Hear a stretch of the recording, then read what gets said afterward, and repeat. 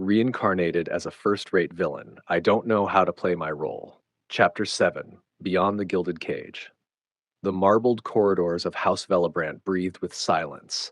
A soft breeze curled its way through the long hallways, carrying with it the faint perfume of silver lotus blossom swaying in the gardens.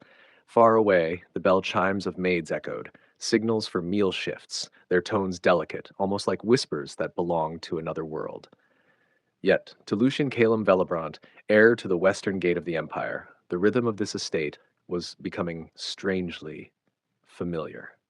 It had been only a week since his grueling training under General Knight Rex had begun, a week of bruises and sweat, of aching limbs and sleepless nights, a week where each morning was a battle, not against soldiers or monsters, but against his own fragile body. Again. That word still lingered in Lucian's ears. Rex's voice, stern and unwavering, like steel, striking steel, would break the dawn before the sun even rose above the sky spires of the estate, and though his arms shook, though his breath turned ragged, Lucien would raise the wooden blade again. Every swing was pain, every strike was defiance, and with each repetition, with each collapse into exhaustion, he discovered something startling. He craved it. He had been reborn, yes, but rebirth was not survival. Survival was not living. For the first time, Lucien felt his blood burn with purpose. Yet training was not the only battlefield he walked.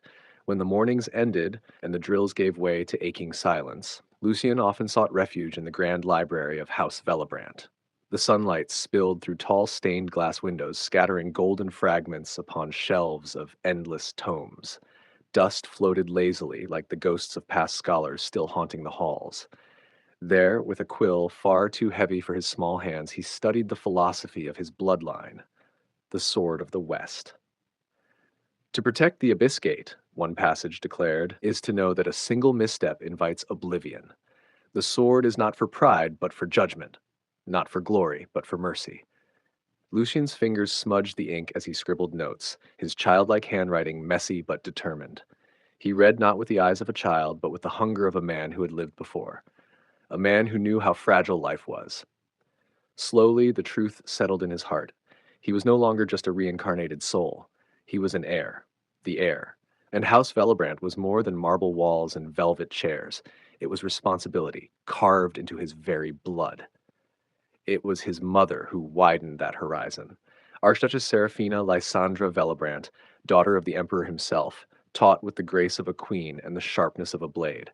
One afternoon she poured tea, the steam curling like silk in the sunlight, and revealed the weight of the world to him. The Velebrandt estate, she said, her voice as calm as flowing water, is no mere manor, Lucien. It stretches far beyond these marble halls. Merchants, craftsmen, guildmasters, even adventurers from distant kingdoms, many find refuge and prosperity under our banners. Over 6 million people, to be precise. The boy nearly dropped his cup. 6 million? That was half a country in his old world. His mother's smile carried both warmth and warning. Their taxes, their commerce, their allegiance. These fuel our coffers. We are the western shield of the empire, yes, but we are also its vault. 6 million souls. 6 million lives tied to his family's name. That night, Lucien couldn't sleep. He tossed on his bed, staring at the ornate ceiling carved with warriors who had come before him, all staring down as if judging him. 6 million people, and he was supposed to be their heir? No longer could he see himself as a boy trapped in a story. No longer could he laugh at the idea of a noble brat turned hero. No, this was no story, it was reality, and tomorrow it would demand more from him than ever before. The next morning he found himself blurting words that had clawed inside his chest since his mother's revelation. I want to see it, the town, the people. Serafina did not even blink. No, why not? I'm the heir.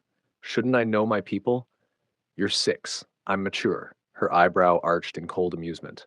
You tried to drink wine yesterday and called it grape vinegar. Lucien groaned and pouted, but he didn't give up. He asked again the next morning, and again at dinner, and again during sword training, even while clutching his baby brother with a feigned maturity he knew his mother longed to see. At last, after days of persistence, Serafina sighed and set down her cup. Fine, a visit. But only for a few hours, and General Rex will guard you. Lucien nearly leapt from his chair. Yes, and you will wear your proper house attire. Yes, And you will not enter any taverns, not even to look. Her gaze sharpened like a dagger. Okay, okay. That night, Lucien lay awake again, but this time his chest was alight with excitement. Tomorrow he would finally leave the gilded cage of nobility. Tomorrow he would see the world beyond. Sleep came slowly, but it came. And then morning broke. The courtyard of House Velebrandt came alive with the first rays of dawn. Dew sparkled on the cobblestones, roses released their fragrance into the cool air, and the maids lined themselves in perfect symmetry. The great doors opened, and the young heir appeared, his small silver head held high. Beside him stood Archduchess Serafina herself, her imperial gown of violet and gold glimmering like woven sunlight. Her hair cascaded like liquid gold, her amethyst eyes soft, though her voice remained stern. "You are to protect my son with your life, Rex," she commanded. The knight waiting beside the horses bowed, his crimson cloak billowing with the morning wind. His voice was thunder wrapped in discipline. "With my life, my lady." Serafina's hand brushed against Lucien's cheek, moving a loose lock of silver hair aside. For a moment her expression softened, not as Archduchess, but as mother. "And you, don't pester merchants for free sweets." Lucien smirked. "No promises, mother." Rex chuckled, lifting the boy with one arm as if he weighed nothing, and placed him on the saddle. "Come, little master, we ride." No ceremonial carriage rolled out today. No parade of guards. Only one stallion, black as night, carrying one knight and one small boy into the world. The hooves clicked against stone, then softened into the hush of dirt as they passed through the outer gardens. The air shifted, less perfumed, more wild. Trees towered high, amberwood and blossom pines, their leaves filtering golden light into sacred columns. Lucien's eyes widened at every sight. Tiny creatures with antlers darted through the underbrush, unafraid of the horse. Birds sang in layered harmonies, as if welcoming him to the edge of a new world. "Rex," he muttered, "how wide is this place exactly?" The knight slowed the horse slightly, his voice deep and calm. "Wide enough that your father needs no army. The land itself protects us." Lucien frowned. "That's vague." Rex's chuckle rumbled through his chest like distant thunder.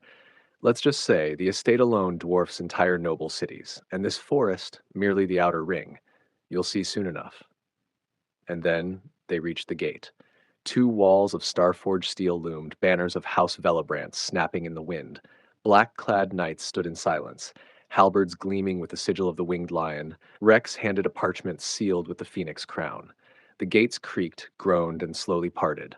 Lucien leaned forward, holding his breath, expecting towns, people, markets.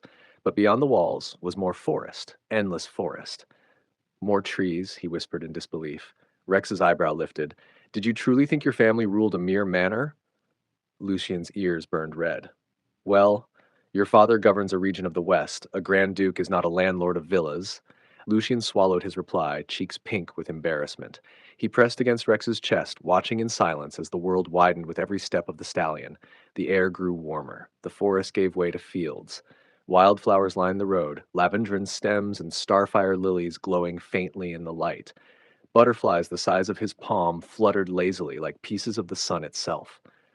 Lucien whispered, almost in awe, "What kind of trees are those? They glow." "Crystabarks." Rex answered, "They store sunlight and release it at night. Villagers use them to light the streets." Lucien's eyes widened, his chest tight with wonder.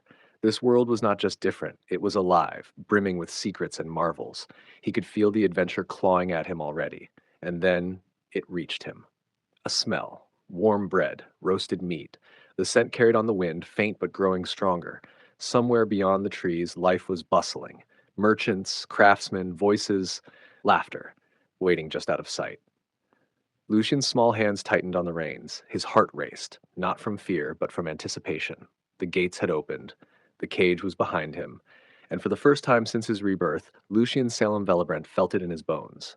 The adventure had only just begun.